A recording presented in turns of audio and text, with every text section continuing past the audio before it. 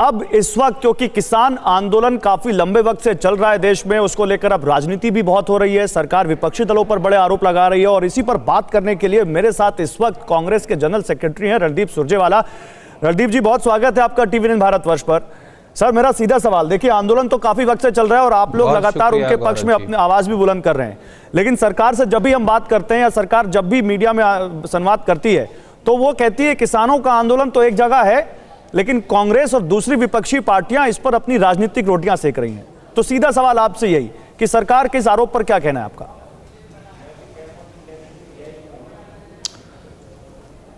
ये लड़ाई कांग्रेस बनाम भाजपा नहीं गौरव जी, ये लड़ाई भाजपा बनाम विपक्ष भी नहीं, ये लड़ाई किसान बनाम भाजपा भी नहीं, ये लड़ाई रोजी रोटी और आजीविका की लड़ाई है, ये लड़ाई खेत खलिहान की लड़ाई है, ये लड़ाई जीवन जीने के अधिकार की लड़ाई है। वो अन्नदाता जो इस देश का पेट भी पालता है और इस देश की सीमा पर अपने बेटे और बेटी को जवान बनाकर खड़ा भी करता है, गोलियों के साए में सीने पर गोलियां खाने के लिए, आज वो किसान और उसकी आत्मा करहा रही है, मजदूर की आत्मा करहा रही है, और ये सरकार राजनीति करने पर तुली है। मुझे बड़ा खेद है, दुख है। काश प्रधानमंत्री जी काश सर्दी से ठिठुरते सड़कों पर पड़े, गेहूं की फसल ना बीज पाने का दर्द झेलने वाले किसान की पीड़ा का 1% भी अगर मोदी जी और भाजपा नेता समझ लेते तो इस प्रकार के बचकाना बयानबाजी ना करते। किसान के समर्थन में खड़े होना एक किसान के तौर पर, नागरिक के तौर पर मेरा धर्म और कर्तव्य है, और आपका भी, और राजनीतिक दलों का भी। कांग्रेस और राहुल गांधी अगर किसान के समर्थन में खड़े हैं तो यह हमारा धर्म और कर्तव्य है, और अगर इसके लिए बीजेपी हमें देशद्रोही भी कहे तो हमें मंजूर है, क्योंकि वो अन्नदाता जो देश का पेट पालता है और सीमा की रक्षा भी करता है, उसके बारे में उल जलूल बातें करना सरकार को ना शोभा देता और ना ही ये राजधर्म। उल-जुलूल बातें कर रही है सरकार, किसानों के बारे में तो कोई उल-जुलूल बात नहीं कर रही। वो तो आपके ऊपर आरोप लगा रहे हैं कि आप पॉलिटिक्स कर रहे हैं। आदरणीय गौरव जी, सबसे पहले तो ये समझ लीजिए मुद्दा क्या है। रात के अंधेरे में अध्यादेश के माध्यम से कैबिनेट की बैठक लॉकडाउन के समय बुलाकर मोदी जी ने ये 3 काले कानून पास किए। किसने मांग की थी इन काले कानूनों की? एक संगठन का नाम बताएं देश में जिसने इन काले कानूनों की मांग की थी? फिर जबरन बगैर वोट डलवाए राज्यसभा में ध्वनि मत से कांग्रेस और विपक्ष के एमपीओं को सस्पेंड करके आपने पारित करवाए। अब किसान क्या कह रहा है, विपक्षी दल क्या कह रहे हैं, कांग्रेस क्या कह रही है? ये काले कानून वापस ले लीजिए। इसमें क्या राजनीति है? मनोहर लाल खट्टर किसानों को खालिस्तानी बताते हैं जो बीजेपी के हरियाणा के मुख्यमंत्री हैं। क्या ये सही नहीं?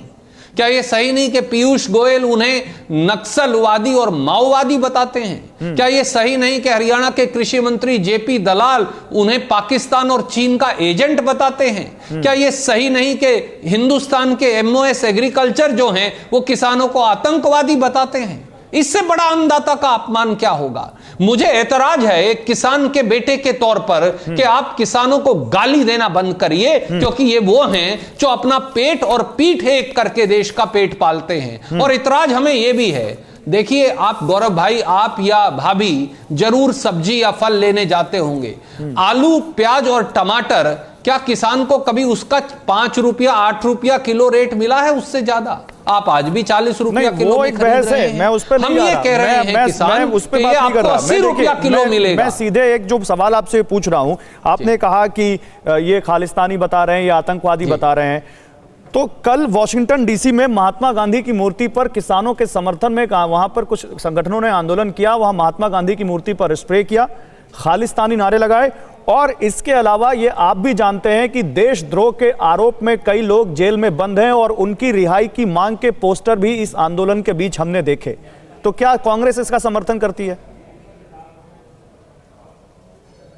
आप मुझे बताइए, अमेरिका में किसी ने कुछ कह दिया तो क्या हिंदुस्तान में किसान को उसका अधिकार और उसकी खेत और जमीन बेच देनी चाहिए?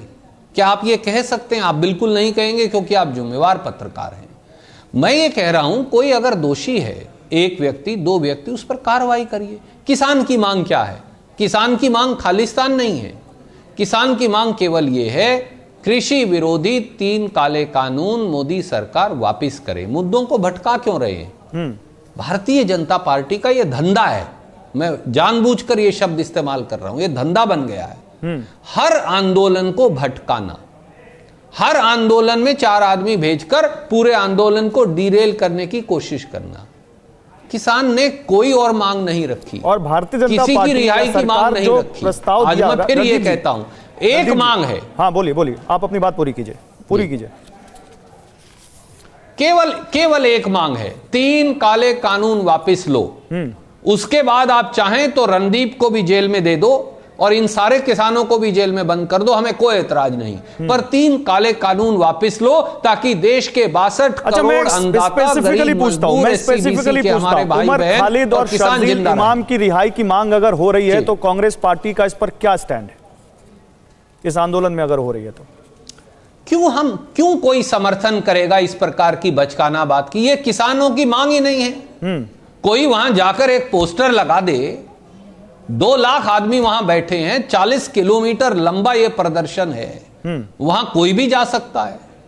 तो आप इसको डीरेल मत करिए, मुद्दे को भटकाइए मत। केवल एक मांग है और वो मांग है 3 काले कानून वापस लो। इससे ना ज्यादा ना इससे कम। अच्छा आगे बढ़ते कोई मांग नहीं। रणदीप जी आगे बढ़ते हैं। सरकार ने अभी 5-6 दौर की बातचीत के बाद प्रदर्शन खत्म हो जाएगा। रणदीप जी, सरकार ने 5-6 दौर की बातचीत के बाद एक 20-22 पन्नों का प्रस्ताव किसानों को दिया और उस प्रस्ताव में, वो मेरे पास प्रस्ताव है पूरा, ये प्रस्ताव है, उसमें जो पृष्ठभूमि दी है सरकार ने, उसने ये कहा है कि 2010 में भूपेंद्र सिंह हुड्डा तत्कालीन मुख्यमंत्री हरियाणा की अध्यक्षता में कृषि उत्पादन पर कार्य समूह का गठन किया गया, जिसमें पंजाब के तत्कालीन मुख्यमंत्री भी थे श्री प्रकाश सिंह बादल, पश्चिम बंगाल के मुख्यमंत्री, बिहार के मुख्यमंत्री, सब सम्मिलित थे। ये कानून इस पृष्ठभूमि में है, वो ये कहते हैं। इसके अलावा वो कहते हैं कि कृषि विपणन सुधारों को राज्यों को लागू करने के संदर्भ में महाराष्ट्र सरकार की अध्यक्षता में एक अधिकार प्राप्त समिति का गठन किया गया था। श्री हर्षवर्धन पाटिल कृषि मंत्री थे उस वक्त, महाराष्ट्र सरकार के 10 राज्यों के मंत्री थे और इस समिति ने जो सिफारिशें दी थी वो भी इस रिपोर्ट में है। शरद पवार का भी नाम आ रहा है, आप जानते हैं, मुझे वो भी पूरा बताने की जरूरत नहीं है किस तरह से उन्होंने यू टर्न ले लिया, जिसके बीजेपी आरोप लगा रही है। नहीं, ठीक है। तो मतलब आप सरकार में, मेरा सवाल सुन लीजिए, ये तो मैंने पृष्ठभूमि बताई, मेरा सवाल ये है कि जब आप सरकार में थे तब आप ये करना चाहते थे, आज सरकार से बाहर हैं, आंदोलन हो गया तो आप अब नहीं करना चाहते, आप वहां पर पॉलिटिक्स कर रहे हैं। गौरव भाई, पहले तो सवाल के लिए साधुवाद, अब आपके दर्शकों को जवाब जानना बहुत ज़रूरी है। ये अपने, यही तो धंधा है, उल जलूल बात कर कर बहकाना। मैं आपसे 3 बातें कहता हूँ। कांग्रेस 10 साल सत्ता में थी, क्या एमएसपी खत्म हुआ? जवाब नहीं में है। क्या ये काले कानून कांग्रेस लेकर आई? जवाब नहीं में है। क्या किसानों ने कोई आंदोलन किया? जवाब नहीं में है। क्या कांग्रेस ने एमएसपी में 120-150% तक वृद्धि की? जवाब हाँ में है। काले कानून कौन लेकर आया? मोदी जी। काले कानून जबरन पारित किसने किए? मोदी जी ने।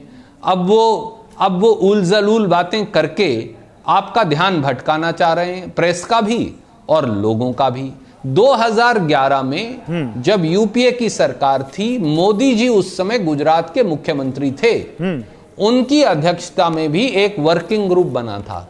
उस वर्किंग ग्रुप की रिपोर्ट, क्या मोदी जी की बात मानेंगे? उस वर्किंग ग्रुप में नरेंद्र मोदी जी ने लिख कर दिया था कि एमएसपी की कानूनन गारंटी होनी चाहिए। वो तो देश के प्रधानमंत्री हैं आज। मैं आपसे ही सवाल पूछ रहा हूं, मोदी जी जवाब देंगे तो मैं आपको बताऊंगा क्या जवाब दिया उन्होंने, लेकिन मैं आपसे पूछ रहा हूं, बीजेपी कह रही है 2019 के कांग्रेस के मैनिफेस्टो में क्या लिखा था? कांग्रेस कृषि उपज मंडी समितियों में अधिनियम में संशोधन करेगी, अंतर्राज्यीय व्यापार पर लगे सभी प्रतिबंध समाप्त हो जाएंगे। एपीएमसी एक्ट को लेकर भी आप लोगों ने वादा किया था कि इसमें भी हम दायरा बढ़ाएंगे और मंडियों का, एपीएमसी मंडियों का बोलबाला खत्म करेंगे। सरकार कह रही यही तो हम भी कर रहे हैं। जी बिल्कुल, मैं वो क्या कर रहे हैं एक लाइन में समझ लीजिए।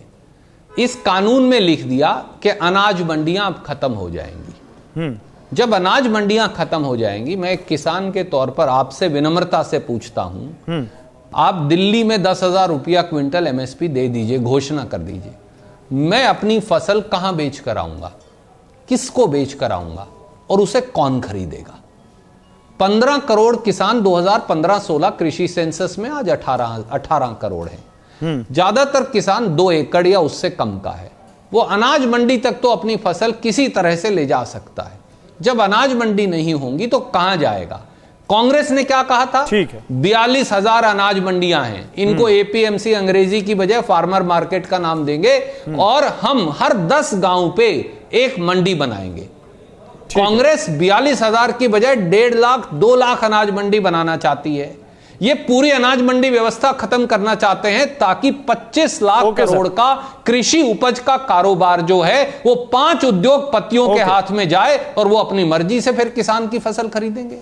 ठीक है सर, बहुत बहुत शुक्रिया रणदीप जी आपका हमारे साथ जुड़ने के लिए। जाएगा, यही संघर्ष है। फिक्र आपकी, सोमवार से शुक्रवार रात 9 बजे सिर्फ TV9 भारतवर्ष पर।